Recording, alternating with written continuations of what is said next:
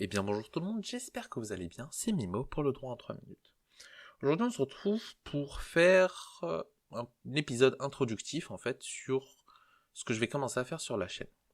Toutes les semaines, enfin je vais essayer en tout cas, essayer de poster le dimanche ou un autre jour un paper que j'ai écrit, un essai que j'ai écrit. Pourquoi ? Parce que j'adore le droit pénal international, les relations internationales, bref, condamner les États, condamner des trucs, ou juste donner mon avis sur tout et sur rien.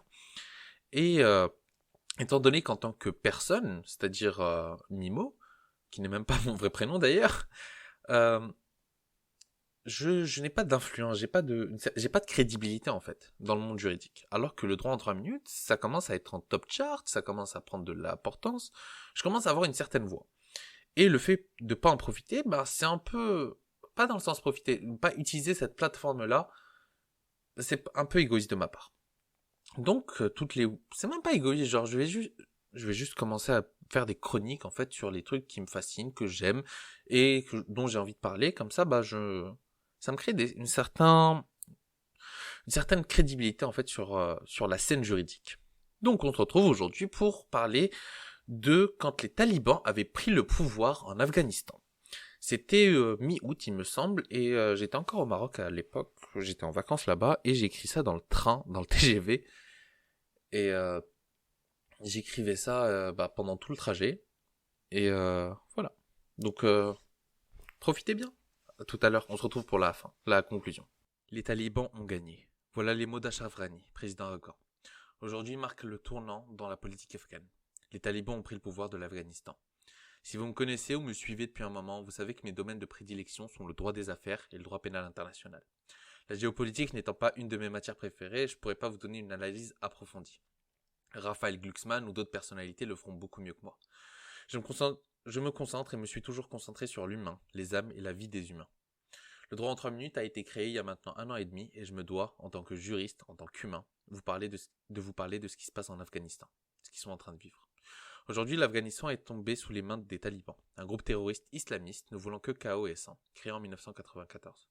Proche d'Al-Qaïda, mais ne voulant pas une conquête mondiale, mais une conquête de l'Afghanistan, en étant un groupe nationaliste, donc l'extrême et l'ultra-droite, ils sont considérés comme une organisation terroriste par de nombreux pays comme la France, la Russie, les États-Unis, etc. Ils ont déjà été au pouvoir entre 1996 et 2001, avant d'être renversés par l'OTAN.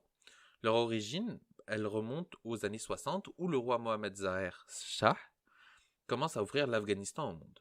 Pousse des idéologies progressistes, comme par exemple l'ouverture de clubs de jazz, de restaurants et notamment du droit des femmes, ce qui ne plaît pas forcément aux extrémistes religieux. Et la vie à la capitale n'est pas la même que dans les villages, qui sont exclus des privilèges de Kaboul. Les jeunes commencent à se politiser et au début des années 70, avec notamment la présence de hippies américains qui passent par l'Afghanistan pour aller en Inde, il y a 2 grands mouvements qui sortent du lot. Le premier c'est le communisme et le deuxième c'est l'islamisme. Dans les campagnes, la population meurt de faim et à cause de la sécheresse, la plupart des Afghans se sont abandonnés par leur roi. Donc il y a de plus en plus de gens qui vont commencer à comploter contre lui et en 1973, boum, coup d'état. Le communisme est au pouvoir et le roi est destitué et l'Afghanistan devient une république. Le droit des femmes est mis en avant, ce qui étaient les idéologies du roi, et avec l'instauration de l'école obligatoire pour les filles. Par contre, le gouvernement réprime beaucoup les musulmans, en fermant par exemple les mosquées. Il y a même certains moments où ils ont interdit le voile dans l'espace public. Il y a des milliers de musulmans qui sont exécutés de façon arbitraire et sans justification, et la tension monte. En 1979, les islamistes s'attaquent au gouvernement. La Russie, l'URSS, s'inquiètent et envoient des troupes tuer le président et restent sur le territoire. Ce qui apaise les tensions à un moment, mais le peuple il va s'insurger de voir un étranger au pouvoir. Accélérant au début des années 80, il y a un contexte de guerre froide. Les Afghans ont besoin d'aide contre le communisme et donc font appel aux USA. Il y a des combats dans les montagnes entre Russes et Afghans, et les héros de guerre font leur apparition, notamment le commandant Massoud. Les soviétiques partent du territoire, et le président communiste au pouvoir tente de trouver un compromis. Par contre, c'est impossible. Les populations accueillent avec joie les talibans, qui sont considérés comme des combattants de la foi, c'est ça leur surnom d'ailleurs, Mujahideen, et n'en peuvent plus de la guerre civile. Surtout qu'ils font réellement une justice, c'est-à-dire qu'ils exécutent les assassins et les violeurs. Entre 1996 et 2001, ils sont au pouvoir et en finançant des organisations terroristes comme Al-Qaïda. C'est pourquoi, après le 11 septembre, le gouvernement taliban est renversé et le président Hamid Karzai est au pouvoir jusqu'en 2014. Et vont se battre contre les talibans, notamment avec l'aide des États-Unis et surtout les forces spéciales afghanes qui sont parmi les plus puissantes avec le SEALs des États-Unis, les Navy SEALs, les Spetsnaz russes et le FSM, les forces spéciales marocaines, qui sont très investies dans l'antiterrorisme actuellement. Et depuis que Biden a ordonné le rapatriement des troupes afghanes, les talibans ont pris beaucoup de points stratégiques et ont pris le pouvoir en moins de 5 mois. Ce que ça signifie, c'est que 38 millions de personnes sont depuis ce matin sous un gouvernement terroriste, historiquement libérateur mais devenu sanguinaire. Des millions d'hommes, femmes et enfants seront maintenant contraints et privés de liberté, et les Afghans qui ont aidé les Américains auront le même sort que les Afghans ayant aidé la France et abandonné, comme les Harkis après la guerre d'Algérie. Ils vont probablement être exécutés avec leur famille. Et c'est le cas. Maintenant, on est le 8 octobre. Il y en a beaucoup qui ont été exécutés. Il y en a pas mal qui ont été rapatriés par la France, la Nouvelle-Zélande, l'Australie et les États-Unis, ceux qui ont aidé les forces en présence. Mais du coup, fin de la petite note. Aujourd'hui, on peut rien faire pour l'Afghanistan à part nous instruire, comprendre. Et oublie pas que l'éducation et vos stylos sont la meilleure arme contre l'extrémisme. Et une épée est inutile pour écrire et un stylo inutile pour blesser. Quelles que soient vos armes, vous avez la possibilité de changer les choses, changer le monde. Bref, c'était Mimo pour le droit en 3 minutes. Sur ce, prenez soin de vous et priez pour l'Afghanistan, même si vous avez l'impression que l'univers semble avoir abandonné. Voilà, c'est tout. C'est tout pour aujourd'hui, j'espère que vous avez apprécié. Bien entendu, c'est des épisodes que je fais pour moi. Pourquoi ? Parce que j'ai envie de faire un master dans la relation internationale, dans la sécurité et la défense.